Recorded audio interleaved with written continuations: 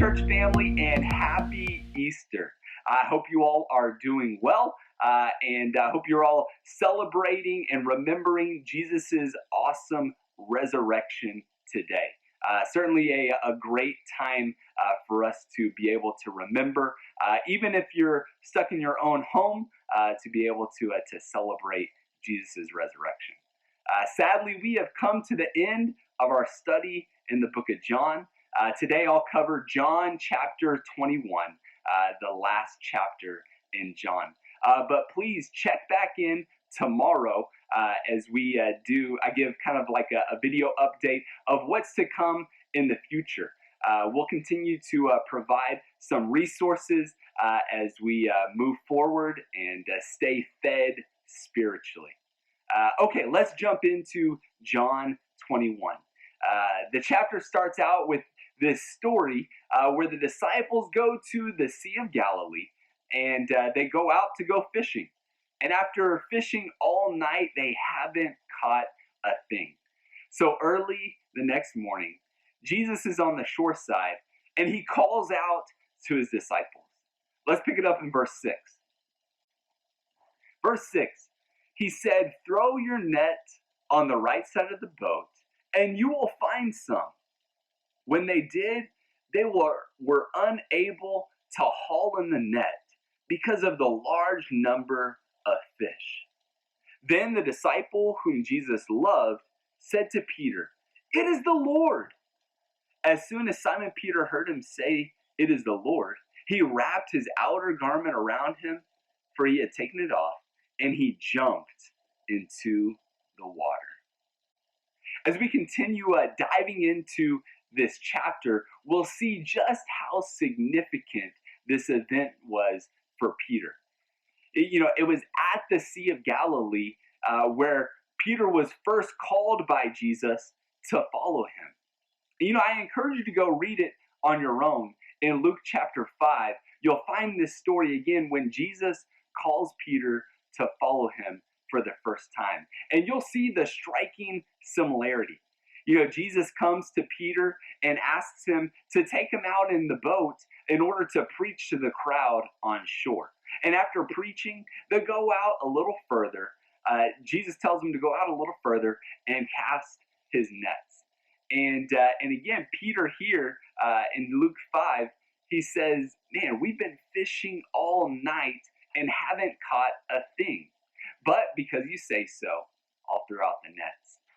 And the story has so many parallels there to what happens here in John 21. And of course, after Peter catches a large number of fish, they've got to call a second boat to come and help them. And once they get to shore, that's when Peter says, "Man, I'm going to give up everything and I'm going to follow Jesus." The striking similarity between these two stories made me really think and reflect where God has called me from.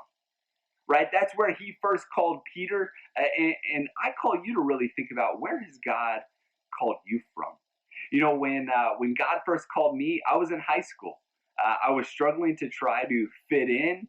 I was very much a people pleaser in nature. I was a liar, saying whatever I could to make myself look better in front of others. I was plagued with impurity and laziness in my life. And on top of all that, I was just very self-righteous. I viewed myself much higher than I ought. And I remember one night walking away from a lesson at a retreat, really wrestling with whether or not I was going to give my life to Jesus, whether or not I would actually be all in. I was kind of tiptoeing in, but I had to make that decision. Am I going to be gut level honest with what's going on in my life? And am I going to surrender to Jesus's authority? Fortunately, I made that decision. But what about you? Where were you when God first called you? What is the life that you've been rescued from? Again, Resurrection Sunday. What is the life that you've been resurrected from? I think that's something important for us to remember. Peter left his nets behind long ago, but then after Jesus' death, he decided to turn back to that life he left. He went back and he started fishing again. And I think this was Jesus' way of reminding Peter of when he was first called, of that first decision he made to follow Jesus. And you know what, brothers and sisters, sometimes we need that reminder in our lives as well. It's good for us to remember where God has brought us from. Because if we're not careful, like Peter, we can easily go back to where we were before. The story continues here in chapter 21, and the disciples have now joined Jesus on the shore side. They're surrounded around a campfire, and I'll pick it up in verse 15. When they had finished eating, Jesus said to Simon Peter, "Simon, son of John, do you love me more than these?" "Yes, Lord," he said. "You know that I love you." Jesus said, "Feed my lambs." This occurs 3 times with Jesus asking Peter, "Do you love me?" You likely caught the connection here between Peter's denying Jesus 3 times and Jesus asking Peter 3 times, "Do you love me?"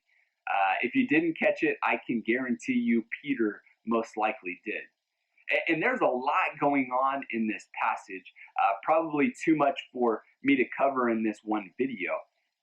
But the thing that stands out to me every time I read it is Jesus' command to Peter to feed his sheep. Each of these 3 times he says, "Peter, if you love me, then feed my lambs."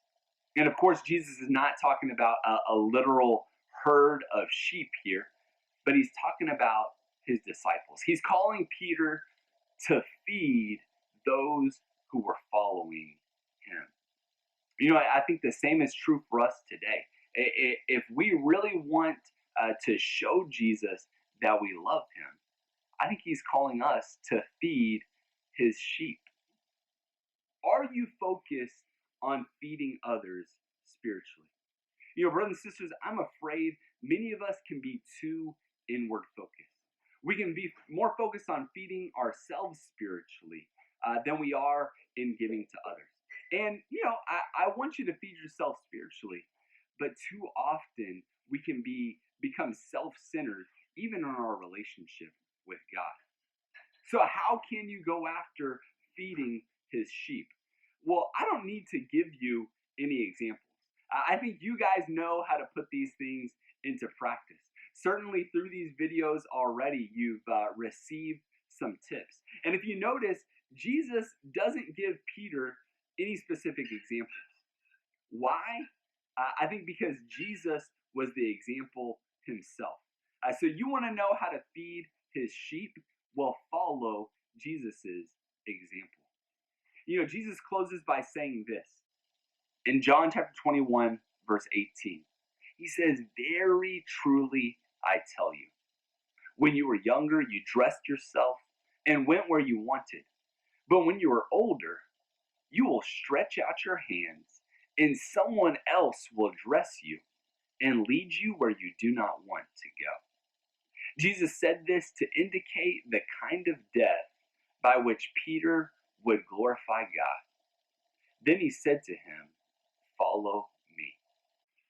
I love these words. Jesus is telling Peter, "Hey, Peter, you know what? You used to do what you wanted to do.